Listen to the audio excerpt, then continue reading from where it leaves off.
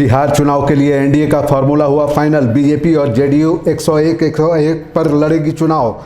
Lojpa are 29 seat पर लड़ेगी विधानसभा का चुनाव। हम और रालोमो के खाते में 6 सीट। बिहार में एआईएमआईएम ने जारी की अपने उम्मीदवारों की पहली सूची। 16 जिले के 32 उम्मीदवारों का नाम आया सामने। महागठबंधन से अलग होकर 100 सीट पर चुनाव लड़ेगी एआईएमआईएम। झारखंड कांग्रेस के अध्यक्ष की नई मांग। खाली पड़े सूचना आयुक्त का पद भरने की रखी मांग। पिछली सरकार में लंबे समय तक नेता प्रतिपक्ष नहीं होने को लेकर साधा निशाना।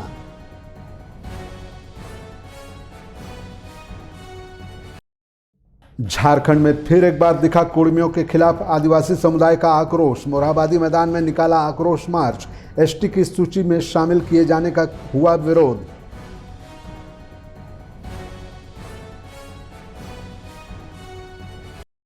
और पलामू में डीसी समीरा एस का एक्शन। सामुदायिक स्वास्थ्य केंद्र का किया औचक निरीक्षण। कर्मचारी की मौजूदगी और दवाइयों की उपलब्धता की जांच।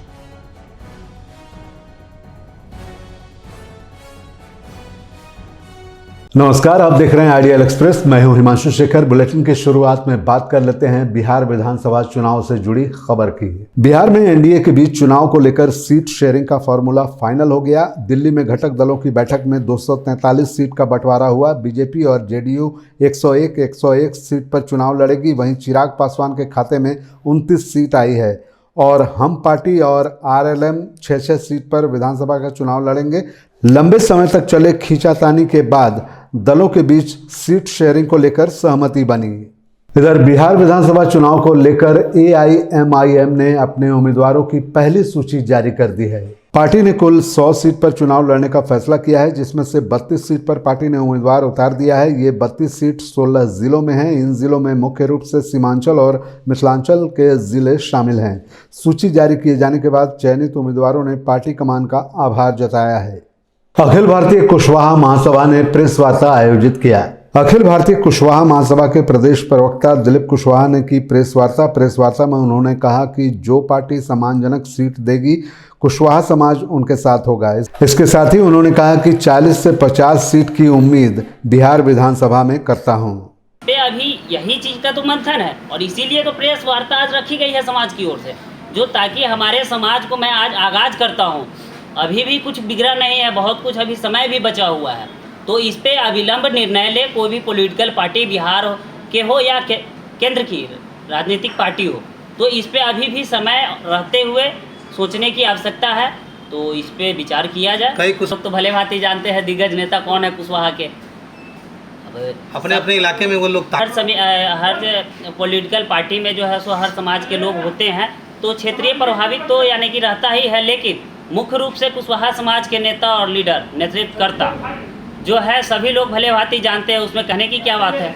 अच्छा, ओपन समाज को लेकर विशेष करके तो हम आज ये पॉलिटिकल पार्टी किसी भी दल पे हम चर्चा नहीं करेंगे। हम अपनी समाज की चर्चा कर रहे हैं, जो हमारे समाज को जो भी पार्टी हो, चाहे किसी भी दल से, यानी कि हमारे समाज को जो यानी कि मान सम्मान मिलेगा उसके साथ भारतीय कुशवाहा यानी कि रखा गया है। और इस पर निश्चित रूप से किसी भी पॉलिटिकल पार्टी को इसको देखते हुए, बिहार की दूसरी आबादी कुशवाहा समाज को देखते हुए समाज के यानी कि लोगों को हक निश्चित रूप से मिलेगी। और समाज के लोग विपक्ष ने विपक्ष हो, हम तो ये भी कह रहे हैं जो हमारे समाज के लोगों को जो भी दल जो सम्मान देगा उसके साथ खड़ा रहेगा, पक्ष हो या विपक्ष हो, हमारे समाज को जो भी दल यानी कि हमारी जितनी साझेदारी हिस्सेदारी भागीदारी है उतनी हिस्सेदारी हम लोगों को निश्चित रूप से मिलना चाहिए। और जो मिलेगा हम लोगों का, तो हम लोग एकदम बिल्कुल खुश होकर के कहीं भी यानी कि अपना जो है सो तन मन धन से हम लोग यानी कि किसी भी दल को और किसी भी गठबंधन को हम लोग सपोर्ट करने के लिए तैयार हैं। इधर झारखंड कांग्रेस ने सरकार से सूचना आयुक्त के खाली पड़े पद को भरने की मांग की है। प्रदेश कांग्रेस कमेटी के अध्यक्ष केशव महतो कमलेश ने प्रेस वार्ता में अपनी मांगों को रखा है। सिर्फ इतना ही नहीं, केंद्र सरकार पर निशाना साधते हुए कहा कि झारखंड में अपोजिशन के नेता नहीं होने के कारण लंबे समय तक मामला लंबित रहा था, लेकिन अब अपोजिशन नेता बन गए हैं। ऐसे में मुख्यमंत्री से आग्रह किया गया है कि यहाँ खाली पड़े सूचना आयोग के पद को भरा जाए। एक नया कानून संशोधन ला करके इसको और कमजोर कर दिया गया। वह कानून है डिजिटल पर्सनल डेटा प्रोटेक्शन अधिनियम। इसकी धारा 44/3 इसमें संशोधन करने के बाद जो व्यक्तिगत जानकारी की परिभाषा थी उसका दायरा बढ़ा दिया गया। पहले व्यक्तिगत जानकारी जनहित में होने वाले पर उजागर की जाती थी, लेकिन अब संशोधित प्रावधान का कहना है कोई भी ऐसी जानकारी जो व्यक्तिगत जानकारी से संबंधित हो प्रकट नहीं की जाएगी। इसका अर्थ है कि व्यक्तिगत जानकारी को पूर्णतः अवैध बना दिया गया है। इससे सार्वजनिक कर्तव्य और सार्वजनिक धन के उपयोग से संबंधित जानकारी का खुलासा भी रोका जा सकता है, जो आरटीआई के पारदर्शिता सिद्धांत के विरुद्ध है। इस तरह से आज हमारे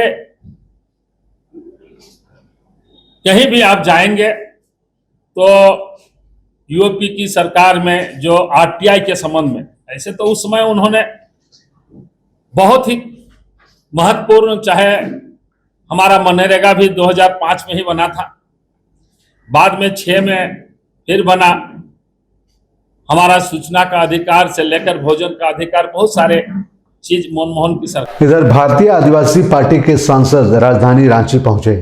भारतीय आदिवासी पार्टी के सांसद राजकुमार रोत बिरसा मुंडा एयरपोर्ट पहुंचे। उन्होंने राजस्थान में आदिवासियों की स्थिति की मजबूती के लिए लगभग 4 साल काम किया है। झारखंड में भी आदिवासियों की स्थिति को मजबूत करने और उनके हक अधिकार के लिए भारत आदिवासी पार्टी झारखंड में अपने पांव पसार रही है। सांसद राजकुमार रोत ने केंद्र और राज्य की सरकारों पर आदिवासियों की अनदेखी का आरोप लगाते हुए क्या कुछ कहा है, आपको सुनाते हैं।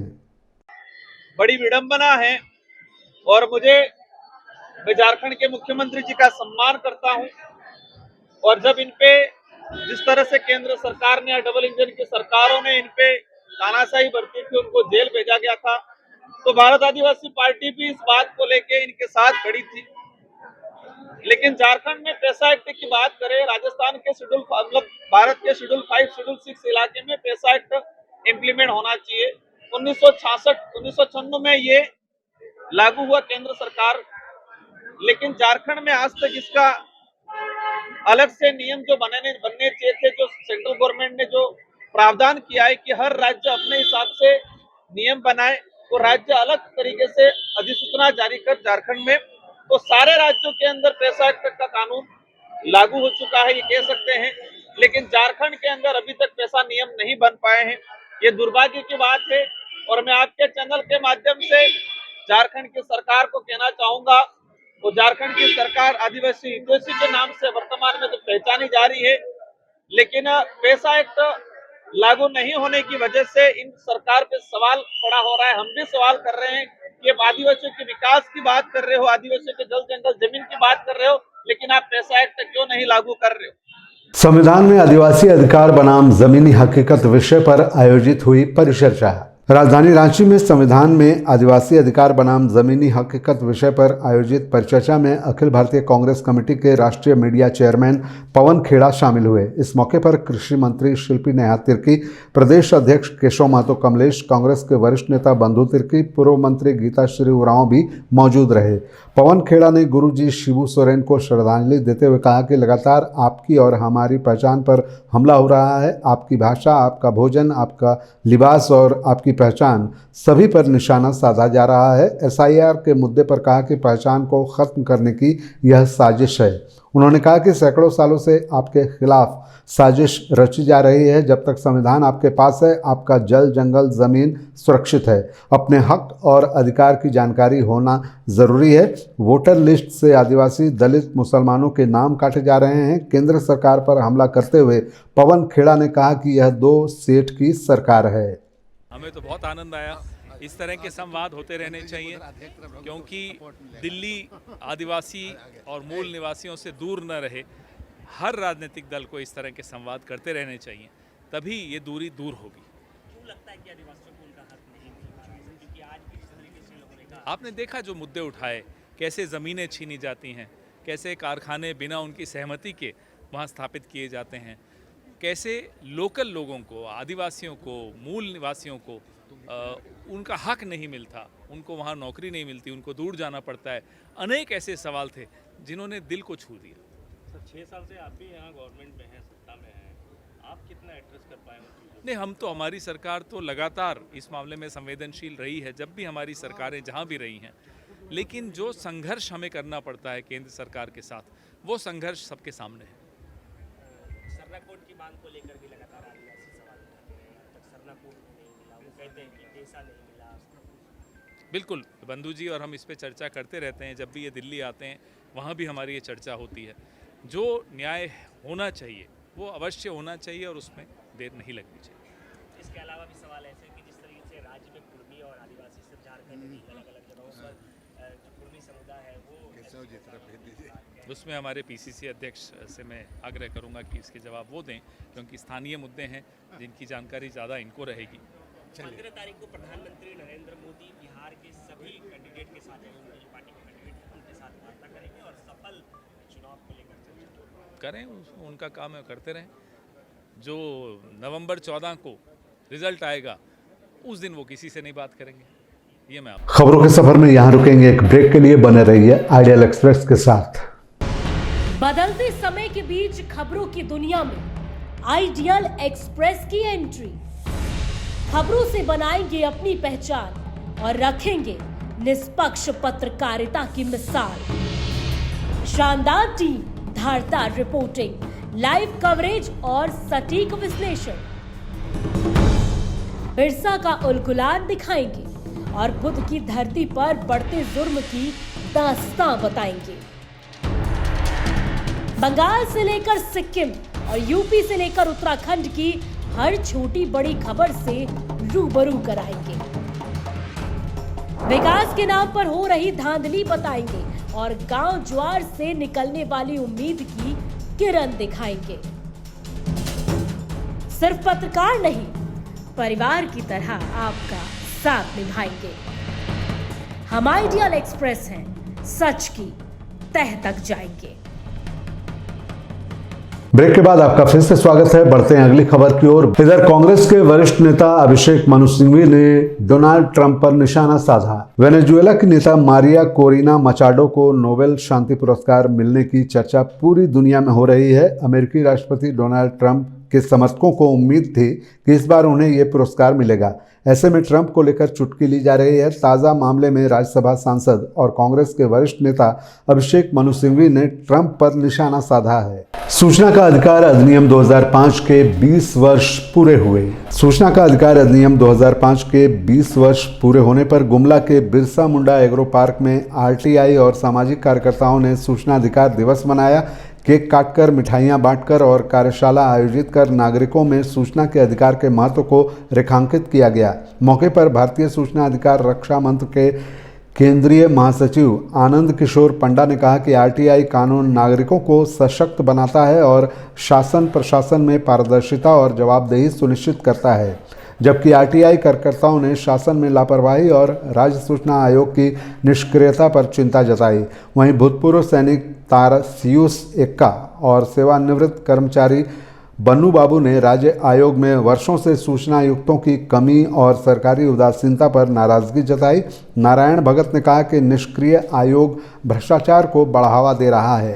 पलामू उपायुक्त ने सामुदायिक स्वास्थ्य केंद्र का निरीक्षण किया। पलामू उपायुक्त समीरा एस नीलांबर पीताम्बरपुर प्रखंड पहुंची, जहां उन्होंने सामुदायिक स्वास्थ्य केंद्र का निरीक्षण किया। इस दौरान उन्होंने चिकित्सकों एवं कर्मियों का बायोमेट्रिक अटेंडेंस, प्रसव कक्ष, mother care, kangaroo mother care, जन्म मृत्यु निबंधन, टीकाकरण केंद्र, दवा भंडारण, जीवन रक्षक दवाओं की उपलब्धता, प्रसव गृह की स्थिति, जन औषधि केंद्र, बाथरूम की साफ सफाई, बिजली उपकरणों की स्थिति आदि की जांच की। इस दौरान उन्होंने विशेष रूप से स्वच्छता, दवाइयों की उपलब्धता, डॉक्टर और कर्मचारियों की उपस्थिति तथा आपातकालीन सेवाओं की स्थिति की जानकारी ली। डीसी ने दवाइयों को प्रोटोकॉल के अनुसार संधारण नहीं करने पर स्टोर प्रभारी को फटकार भी लगाई। इधर जमशेदपुर से बच्चे के अपहरण मामले में पुलिस को बड़ी सफलता मिली। बिष्टुपुर थाना क्षेत्र के रामदास भट्टा से बच्चे के अपहरण के मामले में पुलिस ने बड़ी सफलता हासिल की है। पुलिस ने इस मामले में एक आरोपी को गिरफ्तार कर जेल भेज दिया है। गिरफ्तार युवक का नाम शेख सादुल है जो पेशे से ड्राइवर है। पुलिस के अनुसार जिस स्कॉर्पियो गाड़ी से बच्चे का अपहरण कर मुर्शिदाबाद ले जाया गया था वह सादुल ही चला रहा था। सिटी एसपी कुमार शिवाशीष ने बताया कि इस अपहरण में अमीन शेख समेत 3 अन्य आरोपी भी शामिल हैं। उनकी गिरफ्तारी के लिए पुलिस की टीमें मुर्शिदाबाद में लगातार छापेमारी कर रही हैं। सिटी एसपी ने बताया कि अपहरण की वजह पैसों का लेन देन विवाद था। पेटरवार में एक सड़क हादसे में बुजुर्ग की मौत हो गई। पेटरवार थाना क्षेत्र अंतर्गत राष्ट्रीय उच्च मार्ग संख्या 23 पर लुकैया स्थित गोकुल धाम के समीप दर्दनाक सड़क हादसा में एक बुजुर्ग की मौत हो गई। प्राप्त जानकारी के अनुसार अंबाडी निवासी जानकी महतो अपनी साइकिल से पेटरवार गागी हाट से आलू लादकर अपने घर लौट रहे थे। इसी दौरान एक तेज रफ्तार ट्रक ने उन्हें अपनी चपेट में ले लिया, जिससे मौके पर ही उनकी मौत हो गई। घटना के बाद स्थानीय लोगों में आक्रोश फैल गया। मृतक के परिजनों और ग्रामीणों ने मुआवजा सहित अन्य मांगों को लेकर सड़क जाम कर दिया, जिसके कारण राष्ट्रीय राजमार्ग पर वाहनों की लंबी कतार लग गई और यातायात घंटों बाधित रही। सूचना मिलते ही पेटरवार और कसमार थाना पुलिस मौके पर पहुंची। अचानक हुई इस दुर्घटना से पूरे इलाके में शोक की लहर दौड़ गई है। मृतक के परिजनों ने कहा है कि जब तक मुआवजा नहीं मिल जाता तब तक जाम नहीं हटेगा। इस बुलेटिन के खबरों में फिलहाल इतना ही। मुझे दीजिए इजाजत। बने रहिए आइडियल एक्सप्रेस के साथ। नमस्कार।